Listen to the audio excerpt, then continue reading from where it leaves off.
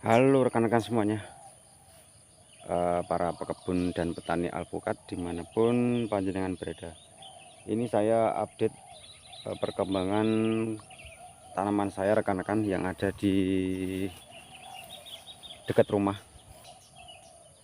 Kebun ini rata-rata pohonnya berumur 3 tahun teman-teman. Ini salah satu juga hasil rawatan saya sendiri. Sebenarnya banyak yang sudah tinggi rekan-rekan semuanya, cuman itu saya ganti kepala. Ini saya pakai kepalanya Bukaner. Jadi untuk perkebunan atau kebun alpukat yang di dekat rumah ini saya menanam beberapa jenis varietas introduksi rekan-rekan semuanya. Ini ada varietas alpukat Juba. Ini hasil grafting top working teman-teman, usianya sekitar 6 bulan. Ini sudah seleksi cabang dan ranting, tinggal nunggu perkembangan selanjutnya. Jadi ini ada bekas-bekas dahan yang sudah saya tebang. Ini sebetulnya ada 2 cabang, saya sisain 1 biar buahnya lebat rekan-rekan. Saya mengamati beberapa tanaman alpukat yang ada di kebun saya itu buahnya lebih banyak dan hasil produksinya itu lebih maksimal. Buahnya itu bisa muter teman-teman, alias full. Sebenarnya banyak teman-teman yang udah gede-gede terus saya tebang. Ini juga saya tebang. Ini sambung hibit lagi proses. Nah, teknik seperti ini memang agak membutuhkan waktu lama teman-teman, alias proses. Cuman untuk perhitungan keberhasilannya itu sangat tinggi sekali dan sangat cocok sekali apabila dilakukan pada saat musim penghujan seperti ini, karena rawan sekali grafting di lahan atau di kebun itu apabila terkena air hujan. Utamanya itu sering bocor teman-teman, alias air dari atas itu masuk ke balutannya alias plastiknya, rawan sekali mati. Kalau untuk musim kemarau gampang sekali melakukan grafting di lahan itu. Dan yang kedua alasannya mengapa saya lebih suka sambung hibit, nah yaitu karena apabila kita itu hanya memiliki beberapa entres atau varietas baru yang baru kita kembangkan, dan kebetulan mungkin entresnya itu jarang sekali ditemukan, kalaupun bisa ditemukan itu harganya mahal, maka teknik seperti ini akan sangat berguna sekali rekan-rekan, karena hanya dengan beberapa ujung ranting saja kita bisa memastikan keberhasilan top working di lahan. Contohnya seperti ini, saya pakai entres yang TA21 ini memang sudah banyak sekali teman-teman, dan di sini sudah banyak sekali. Tapi untuk yang jenis seperti ini adalah varietas bestari. Saya mendapatkan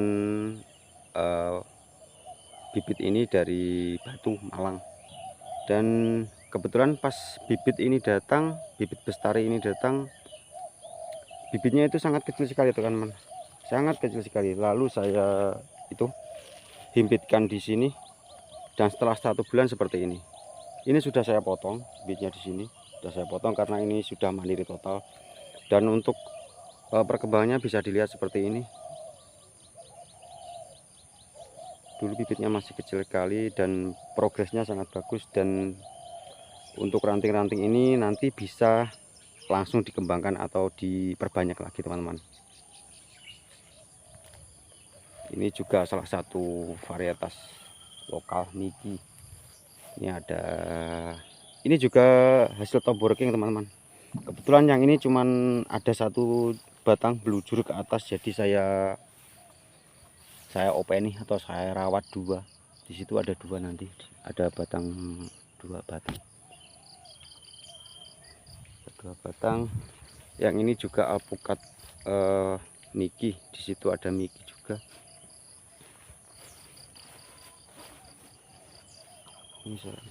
Ini tempatnya agak kurang sinar matahari, daunnya kurang ribun. Ini juga varietas Miki rekan-rekan. Kalau untuk kebun ini memang sering kali saya tengok teman-teman, jadi beberapa kendala langsung saya handle.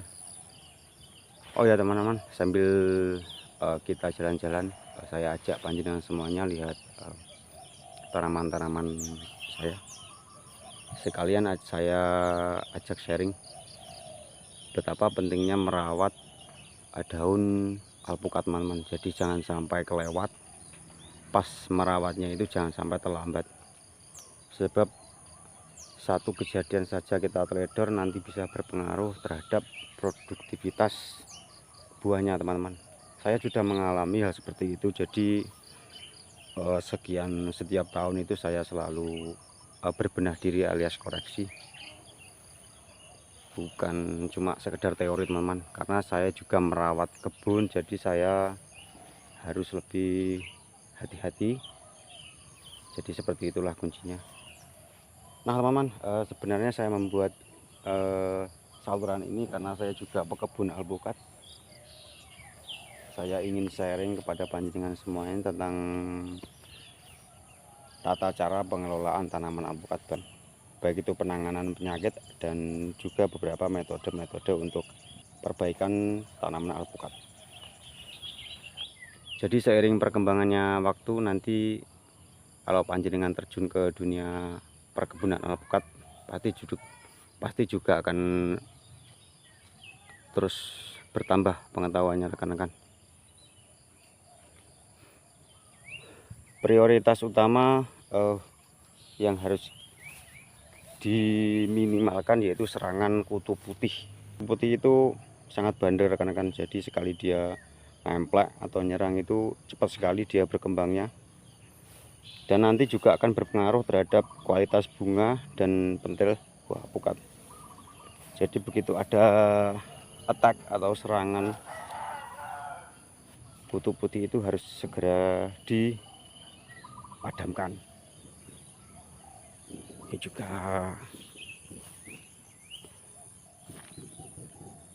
alpukat Miki teman-teman.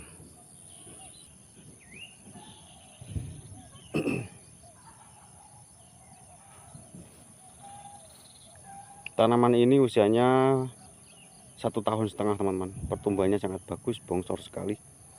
Nah, banyak sekali yang mengira tanah ini dulunya itu tanah subur teman-teman. Padahal tanah ini sebenarnya bukan subur asal-asalan begitu saja. Tanah ini hasil dari kerja keras saya melakukan pembenahan. Nah, ini suatu misal teman-teman.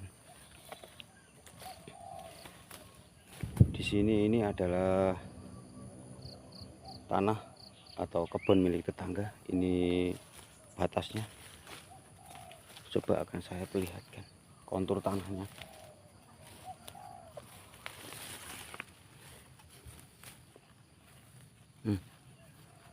Kalau dibilang subur banget ya nggak subur, asal muasalnya rekan-rekan. Seperti ini asal muasalnya, karena ini hanya berjarak beberapa meter dari lahan saya. Karena sebenarnya kunci keberhasilan untuk tanaman alpukat kita yaitu tanah yang bagus dan subur. Seperti ini asal muasalnya. Ini sekitar 2 tahun yang lalu saya hampir nyerah teman-teman, menanam alpukat di sini, hampir saja nyerah. Ini tanah milik tetangga seperti itu, dan ini tanah yang ada di kebun saya.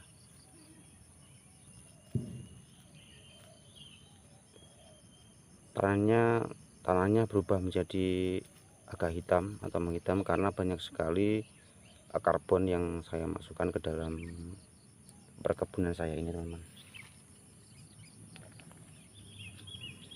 Saya memang seringkali mengaplikasikan arang, jadi semakin lama tumpukan arang itu akan semakin bagus teman-teman buat lahan.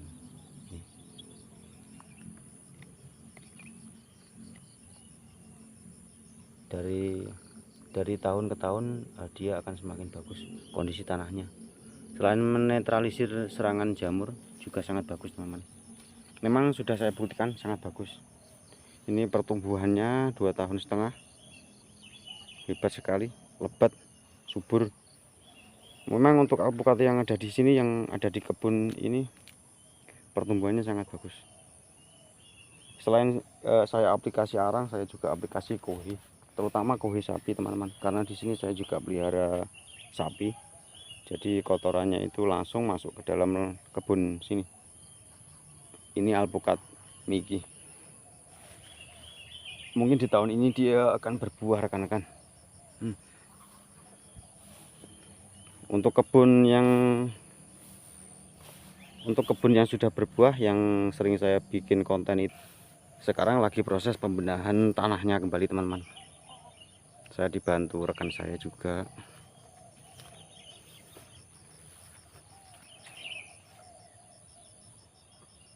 Pertumbuhannya yang ini sangat bagus. Sebenarnya kalau nggak saya tebang ya seperti ini rekan-rekan. Kebetulan di sini saya hanya menyisakan yang jenis Mickey. Untuk aligator dan markusnya itu sudah duluan saya ganti kepala. Jadi seperti ini memang asal muasalnya. Kalau nggak saya tebang jadi seperti itu. Gede-gede. Usia 3 tahun, 2 tahun sampai 3 tahun. Seperti ini. Ada beberapa yang tahun kemarin sudah belajar berbuah, cuman nggak seberapa teman-teman. Di sini memang saya lagi gencar-gencarnya kembangkan beberapa introduksi.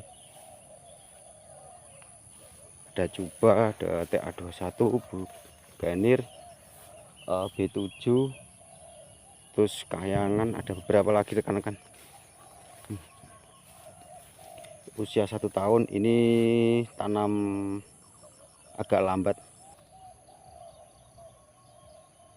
terlalu mepet seperti ini, jadi kan harus diambil. Nah, pas proses mengambilnya itu kan otomatis akar durian banyak yang tercabut teman-teman. Jadi mungkin karena proses tersebut jadi agak terganggu. Ini tunasnya juga sudah itu kembali normal sepertinya. Oh iya, di sana tadi juga ada beberapa tunas durian yang saya top working. Ini teman-teman, ini hasil top working. Nah, ini yang sebenarnya ini adalah durian lokal. Terus dia muncul tunas baru di sini. Saya grafting di sini teman-teman. Ini terubusannya seperti ini, bongsor sekali. Ada 2 pohon yang saya grafting.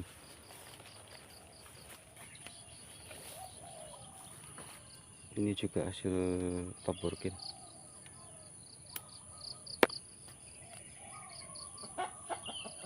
Pertumbuhannya juga lumayan bagus. Oke rekan-rekan, sebenarnya sih perawatan pohon alpukat itu gampang sekali. Kalau kita sudah mempunyai kuncinya itu sangat gampang sekali, asalkan kita tahu kondisi tanah yang kita tanami dan karakter pohon yang kita tanam. Jadi seperti itu kuncinya. Makanya kita harus terus belajar memahami kondisi tanah dan juga varietas alpukat yang kita tanam. Seperti itu kuncinya. Ini tinggal menunggu musim berbunga kayaknya teman-teman, karena daun-daunnya itu juga sudah menua. Jadi memang ya nggak rumit sih teman-teman, asalkan kita sering ngontrol, nggak rumit. Ini rimbun sekali rekan-rekan, dan banyak sekali cabang atau ranting yang mandek seperti ini.